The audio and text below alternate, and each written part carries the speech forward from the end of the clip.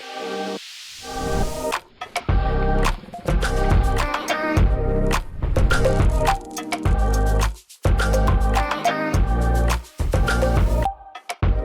name is Sissel, and I'm the founder and the CEO of a company called Startup Guide that was founded in 2014 when I, as a 20-year-old entrepreneur, moved to Berlin to try to start my own company without any business degree or background, and was fueled by basically the time we were in just after the financial crisis, the fall of the big institutions, and the question of how can we use technology for the better.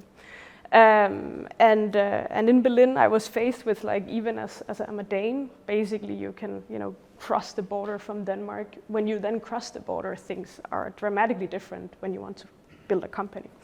And with that, and with the urge to help young entrepreneurs, that combination became Startup Guide, which is today known as the Lonely Planet for startups and entrepreneurs.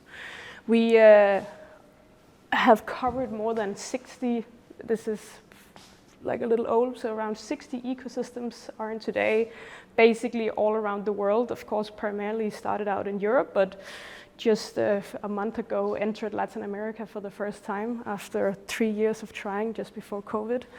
And basically what we do is that we go in and we map the local startup ecosystem.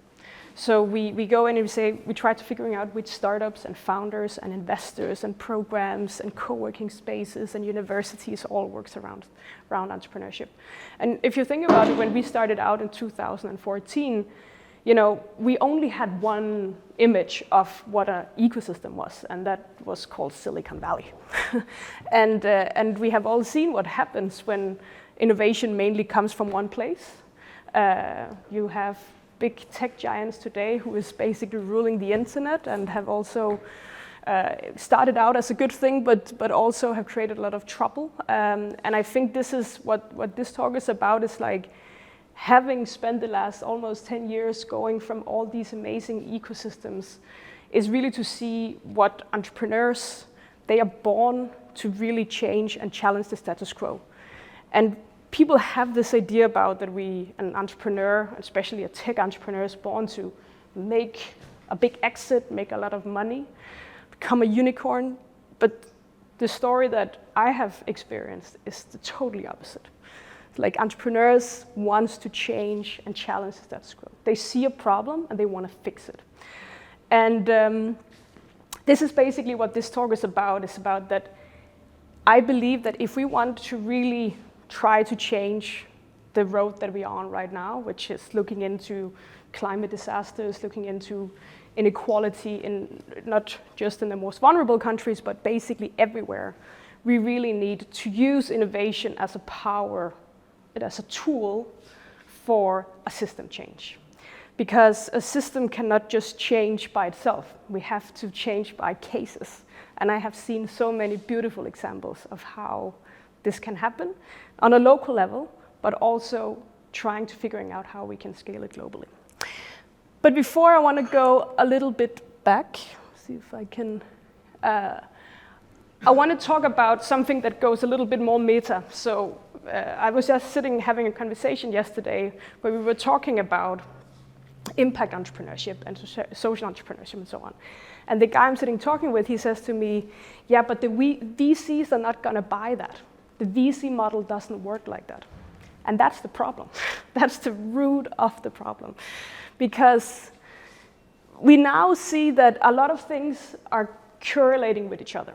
We have the financial crisis as one example, climate disasters, we are now seeing it showing up all over. We have George Floyd, protests happening all around the world, COVID lockdown, and all of these things, they can seem like one example of its own, but they are not. They are correlated with each other.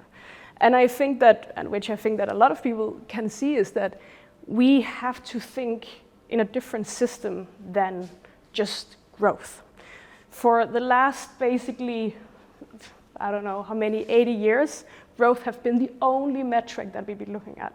When we talk about politics, when we talk about companies, even when we talk about our kids, they need to grow. And I think it's time for us to change that narrative And businesses has to be the case to show that that narrative needs to change. And you have heard this before, and I'm just preaching to the choir probably, and you've probably also seen this model before. Because I really much believe that this model is probably the closest that comes to a new financial model that we need to use. So I guess, how many knows the donut economic model from Kate Raffel? Yeah, good. So I'm not going to go too deep into it. But I think what is very interesting about this model is when it comes to entrepreneurship, I often tell some entrepreneurs that I meet, I say, they don't know what they want to start a business, they don't know what to do. Where is the challenges, where are the ideas? And I say, like, you can look two places. You can look in the middle of the donut, or you can look outside of the donut. So in the middle, we have the social foundation, the things that we as a society should make sure that no people fall short in. It's everything from, ensuring energy, water, food, healthcare, education for people. And then on the outside, we need to make sure that while we do that, we don't go beyond what the world can actually take. So we have to come up with solutions where we are not over-consuming the world's resources. So there is a lot of challenges to look at and to suffer. But there's also a new way to think about business. Because if we just think about solving a challenge with the growth mindset in mind, we are going to go to the old model on this side, basically taking energy and materials, take it, make it, use it, lose it, and then we are creating CO2 to the next. But if we, on the other hand, start thinking more regenerative of like, how can we take the value, capture it, restore it, recycle it, repair it, so it's not necessarily all being used. So this is just one way of businesses, like whether you are a service or you're a product consumer, to think about this new business design. The opposite is, and I'm just taking all this from a very cool woman that have already done it, but I just wanted to say that I really believe this is the model to think of. The other way is thinking about the whole governance model of this, because for a long time it have been about basically centralizing enterprises. Very, very few people in the world holds the power, holds the value, hold the economic power to make decisions. We need to think of more of like a distributed enterprise where we share the value way more equitably with the ones around us. So when you think about setting up a new business, it can be hard as a business that I already set up. But when you think about setting up a new business, think very, very smartly about how your governance model is. How is your profit structure? How is your stakeholder structure? How is your shareholder structure? All of these things are super crucial for, like, I believe, the next generation of businesses. And I want to show one example of a company who just have done that, who have used this model to set up actually a new real estate company from Denmark. They're called Home.Earth. So the guy who started this company started a real estate company before, which is actually the biggest one in the Nordics. And he said, the model that we created is very, very successful financially. But on the other hand, it's very few people who actually wins from this in the end. So he wanted to build a real estate company that basically goes from basically getting the money in to invest, buying the land, and starting to build sustainable, build in a way that we are not just taking, but trying to build regenerative, getting tenant in, and then sharing the profit with the tenants.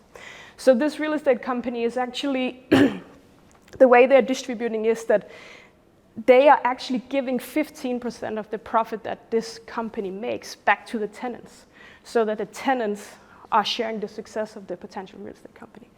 They're giving 5% back to a foundation who is working on R&D projects to ensure that new communities, future of materials will come out from this company.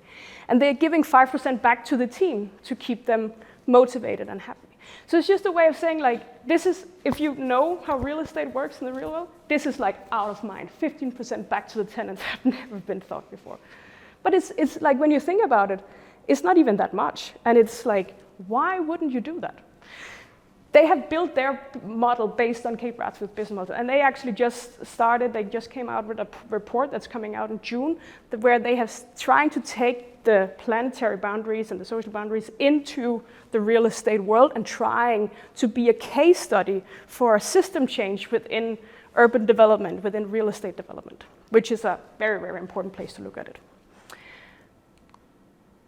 I want to talk about 4 other projects that I have come across that I really think have been very inspiring for me of trying to solve some very important crises that we are seeing. So when Startup Guide went to Africa for the first time, we wanted to do several books in the continent, but we started out in South Africa.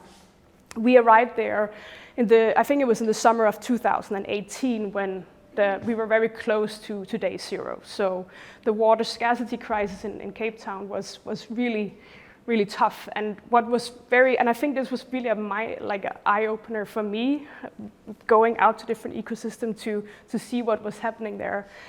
Because you suddenly saw that these entrepreneurs, they were suddenly fooled by that we need to do something now. So within a very, very short time, we saw a lot of companies, startups, trying to actually go in and directly solve the water scarcity crisis. And one of them is Kusini. It's basically is a technology where he is using, I cannot really say the words of the nuts, I always forget it, but it's basically the shelf of a nut to diffuse the water so you can actually use the water and drink it afterwards. And he's using that both for privately, but also farming became very, very big. And at the same time, a similar project in Kenya also started up, where it was some engineers actually from Europe that came in and said, how can we take the technology that we are using in Europe, but using it here where there is no power, there is we need to bring the different parts in pieces because we need to be able to transport them. So taking a solution that already exists somewhere, but trying to implement it into the actual conditions where things are totally radically changed. So this is just some examples of, I think these companies together have brought safe and clean water to more than 10 million people in a quite short time frame. The other 2 companies I would like to learn, very much inspired from your talk as well, is one of my favorite companies, is from Denmark. It's a guy who started out a company where he figured out that there was a lot of lonely, elderly people, and they actually just needed good company. On the other hand, he also had a lot of foreigner friends coming to Denmark, and they wanted to learn the language. You know, we speak a very funny language up there, like only 5 million people speak it, and you have no idea what it is. And so what he did was he said, okay, let's try to bring these together. So this is like people who actually mostly don't speak the language and people that really want to have a conversation. So they started connecting these people together, and I think they have made more than 15,000 connections over the last couple of years. And what is the coolest thing is like these friendships that have developed out from there. So in the end of the day, yes, the mission was for these guys to learn the language, but in the end of the day, it actually turned out to really valuable relations. And that's a complex problem that we have in a society in Denmark, haven't been able to solve loneliness in the later life. And this is just one example of how to do it. The other example is how to use technology to solve complex social challenges. I don't know if you heard about Be My Eyes, but this guy, he always used to call, he's blind, cannot see much, and he always used to call his good friend every time that he needed to see who sent him a mail, or is this milk too old, or what heat is this oven on. So he FaceTimed his friend and he said, hey, can you just tell me, did I turn the oven on or did I not turn the oven on? And he's like, yeah, I turned it on. And at some point he was like, hey, maybe it's not everyone that are so fortunate that they can just FaceTime their friends. So they created an app called Be My Eyes, which is right now the biggest community for actually blind and low-sighted people around the world. And they're connecting blind and low-sighted people with volunteers to be their eyes for them. And it's a beautiful thing, and now we have AI. So now it's going to be even better, and more people are going to actually be able to do this. So again, if we can take all these innovations, and they can be the examples of how to set up businesses who are actually solving important problems, but not necessarily making 10x, I think if we can showcase that this is actually creating a real impact while creating a good company as well, I think we have a lot in store for the next 20 years of this beautiful world. So thank you very much.